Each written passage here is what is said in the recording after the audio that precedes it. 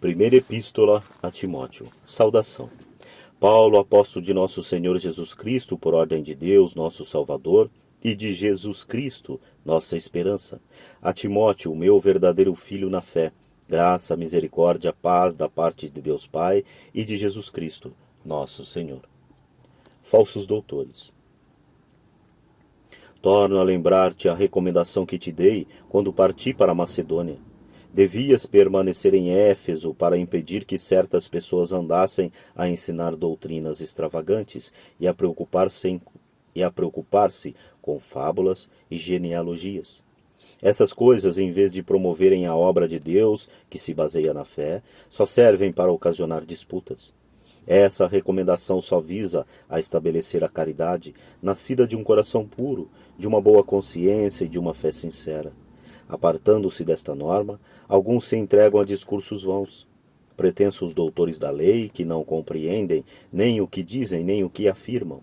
Sabemos que a lei é boa, contanto que se faça dela uso legítimo e se tenha em conta que a lei não foi feita para o justo, mas para os transgressores e os rebeldes, para os ímpios e os pecadores, para os irreligiosos e para os profanadores, para os que ultrajam pai e mãe, os homicidas, os impudiços, os infames, os traficantes de homens, os mentirosos, os perjuros e tudo o que se opõe à sã doutrina e ao evangelho glorioso de Deus bendito que me foi confiado.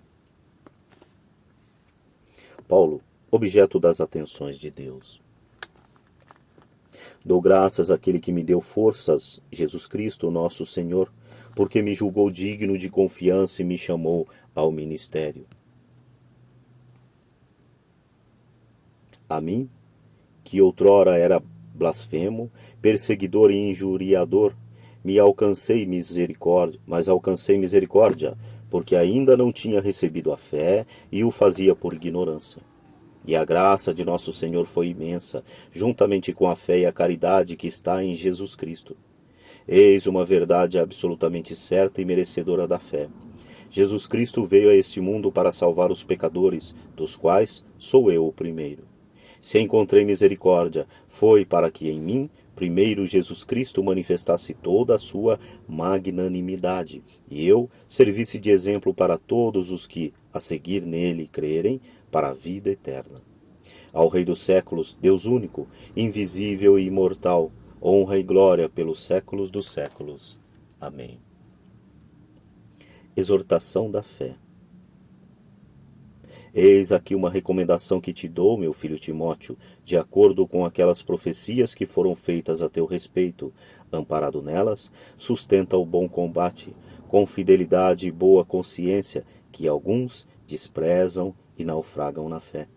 É o caso de Himeneu e Alexandre, que entreguei a Satanás, para que aprendam a não blasfemar. A oração por todos os homens. Acima de tudo, recomendo que se façam preces, orações, súplicas, ações de graças por todos os homens, pelos reis e por todos os que estão constituídos em autoridade, para que possamos viver uma vida calma e tranquila, com toda a piedade e honestidade, isto é, bom e agradável diante de Deus nosso Salvador, o qual deseja que todos os homens se salvem e cheguem ao conhecimento da verdade. Porque há um só Deus e um só mediador entre Deus e os homens, Jesus Cristo, homem que se entregou como resgate por todos. Tal é o fato, atestado em seu tempo. E, deste fato, digo a verdade, não minto, fui constituído pregador, apóstolo e doutor dos gentios, na fé e na verdade. Quero, pois, que os homens orem em todo lugar, levantando as mãos puras e superando todo ódio e ressentimento. Recomendações às mulheres. Do mesmo modo, quero que as mulheres usem trajem honesto, ataviando-se com modéstia e sobriedade. Seus enfeites consistam não em primorosos penteados ou pérolas, vestidos de luxo, e sim em boas obras, como convém às mulheres que professam a piedade. A mulher ouça a instrução em silêncio, em espírito de submissão. Não permito à mulher que ensine nem que se arrogue autoridade sobre o homem, mas permaneça em silêncio. Pois o primeiro a ser criado foi Adão, depois Eva, e não foi Adão que se deixou iludir, e sim a mulher, que, enganada, se tornou culpada de transgressão. Contudo, ela poderá salvar-se cumprindo os deveres de mãe, contando que permaneça com modéstia na fé, na caridade e na santidade. Funções eclesiásticas. Eis uma coisa certa: quem aspira ao episcopado, saiba que está desejando uma função sublime, porque o bispo tem o dever de ser irrepreensível, casado uma só vez, sóbrio, prudente, regrado no seu proceder, hospitaleiro, capaz de ensinar. Não deve ser dado a bebidas, nem violento, mas condescendente, pacífico, desinteressado. Deve saber governar bem a sua casa, educar os seus filhos na obediência e na castidade. Pois quem não saber governar a sua própria casa, como terá cuidado a igreja de Deus? Não pode ser um recém-convertido, para não acontecer que, ofuscando pela vaidade, venha a cair na mesma condenação que o demônio. Importa, outro sim, que goze de boa consideração por parte dos de fora, para que não se exponha ao desprezo e caia assim nas ciladas diabólicas. Do mesmo modo, os diáconos sejam honestos, não de duas atitudes, nem propensos ao excesso da bebida e ao espírito de lucro, que guardem o mistério da fé numa consciência pura. Antes de poderem exercer o seu ministério, sejam provados para que se tenha certeza de que são irrepreensíveis. As mulheres também sejam honestas, não difamadoras, mas sóbrias e fiéis em tudo. Os diáconos não sejam casados senão uma vez, e saibam governar os filhos e a casa, e os que desempenharem bem esse ministério alcançarão honrosa posição e grande confiança na fé em Jesus Cristo. O mistério da piedade. Estas coisas te escrevo, mas espero ir visitar-te muito em breve.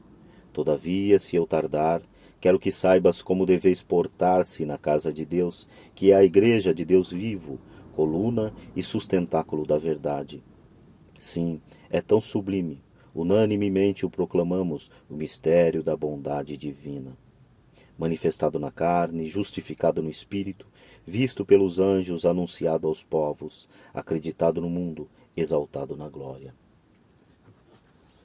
Perigo dos falsos doutores. O Espírito diz expressamente que nos tempos vindouros alguns hão de apostar na fé, dando ouvidos a espíritos embusteiros e doutrinas diabólicas, de hipócritas e impostores, que, marcados na própria consciência com o ferrete da infâmia, proíbem o casamento, assim como o uso de alimentos que Deus criou para que sejam tomados com ação de graças pelos fiéis e pelos que conhecem a verdade. Pois tudo o que Deus criou é bom, e nada há de reprovável, quando se usa com ação de graças, porque se torna santificado pela palavra de Deus e pela oração. Ministério de Timóteo.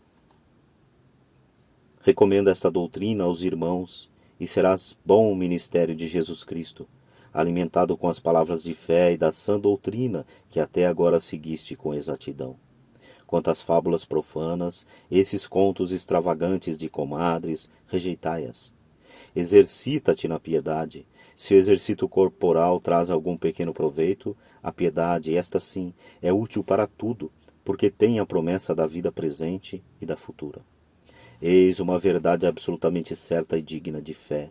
Se nos afadigamos e sofremos ultrajes, é porque pusemos a nossa esperança em Deus vivo, que é o Salvador de todos os homens, sobretudo dos fiéis.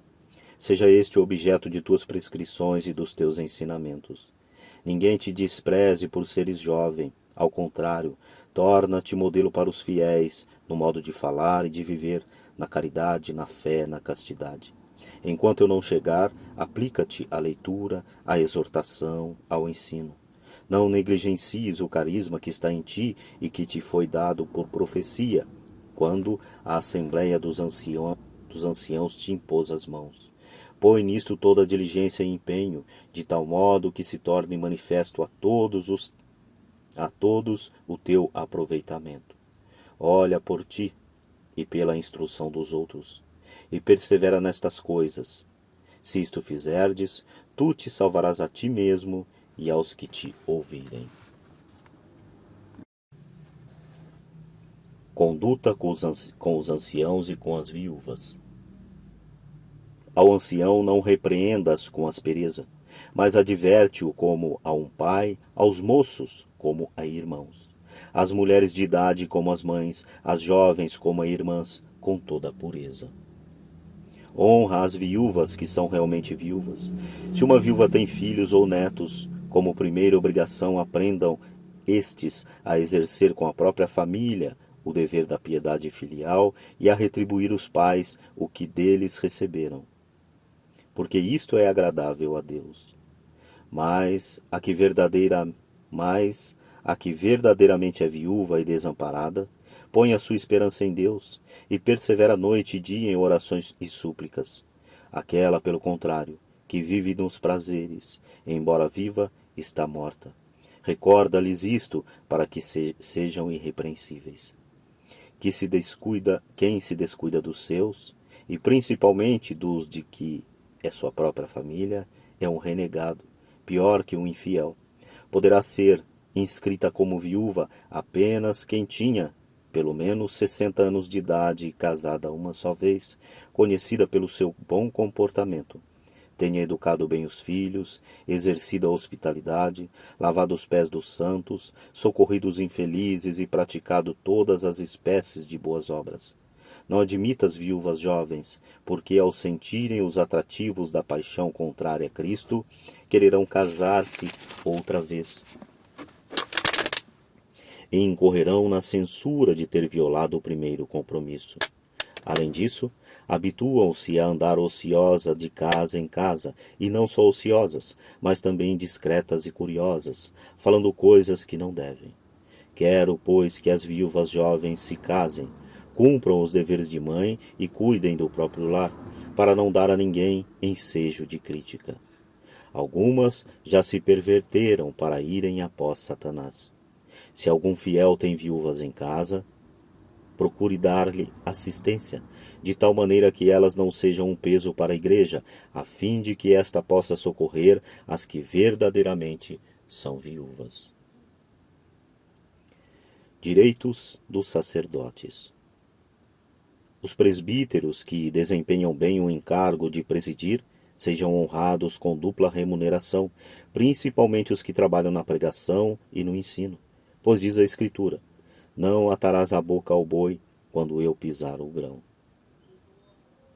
E ainda, o operário é digno do seu salário. Não recebas acusação contra um presbítero, senão por 2 ou 3 testemunhas. Aos que faltam às suas obrigações, repreende-os diante de todos, para que também os demais se atemorizem.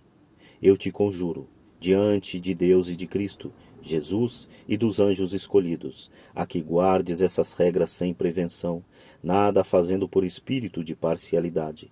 A ninguém imponhas as mãos inconsideravelmente, para que não venhas a tornar-te cúmplice dos pecados alheios. Conserva-te puro. Não continues a beber só água, mas toma também um pouco de vinho, por causa do teu estômago e das tuas frequentes indisposições.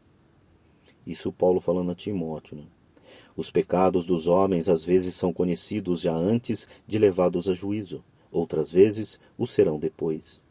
Da mesma forma, as boas obras, ou já são manifestas, ou não poderão permanecer ocultas. Conselhos aos servos. Todos os que vivem sob o jugo da servidão considerem seus senhores dignos de toda honra, para que não sejam caluniados o nome de Deus e a sua doutrina. E os que têm patrões que abraçaram a fé, nem por isso os menosprezem, sob pretexto de serem irmãos. Ao contrário, deverão servi-los ainda melhor, de fato, de que eles são fiéis amados de Deus e participantes de seus benefícios. Piedade desinteressada. Tal deve ser o tema de teus ensinamentos e de tuas exortações. Quem ensina de outra forma e discorda das salutares palavras de nosso Senhor Jesus Cristo, bem como da doutrina conforme a piedade, é um obcecado pelo orgulho, um ignorante, doentio por questões ociosas e contendas de palavras. Daí se originam a inveja, a discórdia, os insultos, as suspeitas injustas, os vãos conflitos entre homens de coração corrompido e privado da verdade, que só veem na piedade uma fonte de lucro. Sem dúvida, grande fonte de lucro é a piedade, porém, quando acompanhada de espírito de desprendimento. Porque nada trouxemos ao mundo, como tampouco nada poderemos levar. Tendo alimento e vestuário, contentemo-nos com isso. Aqueles que ambicionam tornar-se ricos caem nas armadilhas do demônio e em muitos desejos insensatos e nocivos que precipitam os homens no abismo e na ruína e na perdição. Porque a raiz de todos os males é o amor ao dinheiro. Acossados pela cobiça, alguns se desviaram da fé e se enredaram em muitas aflições. Combate pela fé. Mas tu, ó homem de Deus, foge desses vícios e procura com todo o empenho a piedade, a fé, a caridade, a paciência, a mansidão. Combate o bom combate da fé, conquista a vida eterna, para a qual foste chamado e fizeste aquela nobre profissão de fé perante muitas testemunhas. Em presença de Deus que dá a vida a todas essas coisas, e de Cristo Jesus, que ante Pôncio Pilatos abertamente testemunhou a verdade, recomendo-te que guardes o mandamento sem mácula, irrepreensível, até a aparição de nosso Senhor Jesus Cristo, a qual, a seu tempo, será realizada pelo bem-aventurado e único soberano, Rei dos reis e Senhor dos senhores, o único que possui imortalidade e habita em luz inacessível, a quem nenhum homem viu, nem pode ver. A ele honra e poder eterno. Amém. Deveres dos ricos. Exorta os ricos deste mundo que não sejam orgulhosos nem ponham sua esperança nas riquezas volúveis, mas em Deus, que nos dá abundantemente todas as coisas para dela fruirmos. Que pratiquem o bem, se enriqueçam de boas obras, sejam generosos, comunicativos, ajuntem um tesouro sólido e excelente para o seu futuro, a fim de conquistarem a verdadeira vida. Conclusão. Ó Timóteo, guarda o bem que te foi confiado. Evita as conversas frívolas e mundanas, assim como as contradições de pretensa ciência. Alguns, por segui-la, se transviaram da fé. A graça esteja convosco. É com grande alegria e prazer no coração que eu termino mais esta leitura. Se essa leitura lhe foi útil, você pôde acompanhar do início ao fim e pôde engrandecer de alguma maneira a tua vida, e você queira contribuir para que essas leituras continuem sendo feitas, isso como uma troca de energias, né? Você usufruiu de um trabalho e, se achar viável, pode estar contribuindo com esse trabalho também. Então, se você quiser contribuir com esse trabalho, abaixo aí na descrição você tem aí os dados para que você possa contribuir também e fazer a troca de energias, pois é dando que se recebe. Eu dei o meu trabalho a vocês através desse áudio e, caso seja da tua vontade, eu poderei receber alguma coisa em contrapartida de quem está ouvindo.